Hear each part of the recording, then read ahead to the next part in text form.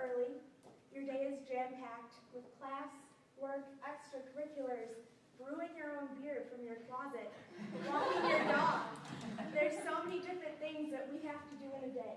We get back to our rooms, we've got homework. Suddenly you look at the clock, it's 1 a.m., 2 a.m., 3 a.m. By the time your head finally hits the pillow,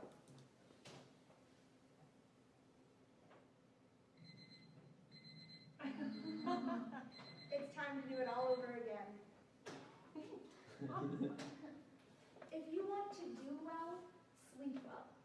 I'm here today to dispel some myths that students can survive on the shots of espresso and wake up and sleep all day on a Saturday mentality. So, let's start right off the bat with this. I pulled it from Tumblr. They say this is what college is. You've got good grades, a social life, and enough sleep. Pick two, and you're living the college dream. Let's fix this, because I feel like you should be able to get all three. Now, it's crucial that students maintain a healthy sleep cycle and get approximately 8 hours of sleep each night. And there are several ways in which colleges and universities can help to ensure that their students realize the benefits of a good night's sleep. So what's the problem exactly? According to the American Journal of Health Sciences, undergraduate students are confronted with a complex array of social, academic, and personal dynamics, which have the potential to negatively influence their sleeping patterns. For many incoming undergraduate students, myself included, the family support and structure present during high school is replaced by a more disorganized lifestyle. Now, according to the American Academy of Sleep, there are severe consequences for not getting enough sleep at night. Students who stay up late on school nights and sleep late on weekends are more likely to perform poorly in the classroom. Now, what I derived from our class survey was that 73% of you have slept late on weekends to make up for lost sleep during the week. 80% of you said that you just have to suck it up and live with less sleep. I'm sure you're holding out for graduation, but if you can establish good sleep patterns now, you'll be much more successful. And finally, another 73% of you have pulled an all-nighter at some point in your college career. Now, I'm not sure if you've done that for novelty, to be able to tell your kids, oh, I pulled all-nighters in college, or because you genuinely needed to. But let's look at some solutions to try and fix that.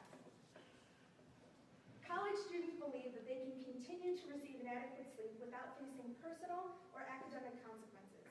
And they don't understand that healthy sleeping patterns will ultimately lead to success. Now, to discover a solution to this problem, we must first look at the individual, and then we'll look at the institution, the university itself, to see what they can do to fix it. So, what are some things that you can do? First, establish some consistency in your sleeping patterns. According to the Milwaukee School of Engineering, right down the street, get up at the same time each day, 7 days a week.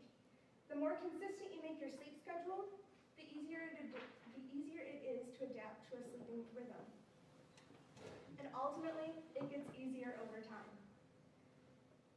In Time magazine, they told us to only use your bed for sleep.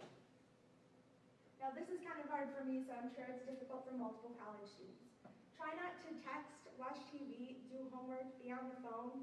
Use your bed only for sleeping. That will train your brain to realize that when you're in bed, it's time to go to sleep. That way, that'll help get rid of any sleeping apnea that you might have. If you find it difficult to fall asleep, try this out and see if it works. And finally, the most important to me is you need to avoid caffeine. And this is according to the American Sleep Journal. Caffeine stays in your system for hours.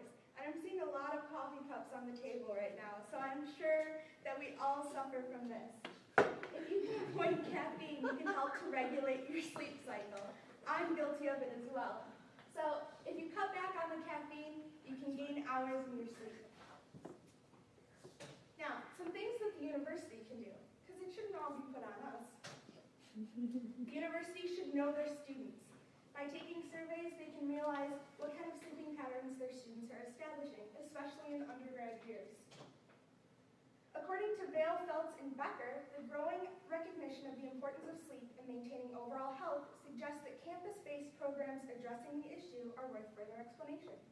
So, instituting programs, specifically sleep hygiene programs aimed at freshmen during general orientation.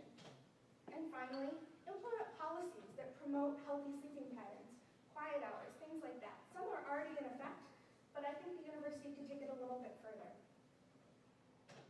So ultimately, by taking control of your own sleeping patterns, you're going to get better grades, a better GPA, you're going to be much more well-rested, and you'll save a lot at Starbucks. So there will be a positive translation in overall personal student health and academic achievement, which is helpful to both the student and the university. Students should no longer be required to choose two when it comes to grades, a social life, and sleep when in college. You guys should be able to change the sleeping norm and have it all.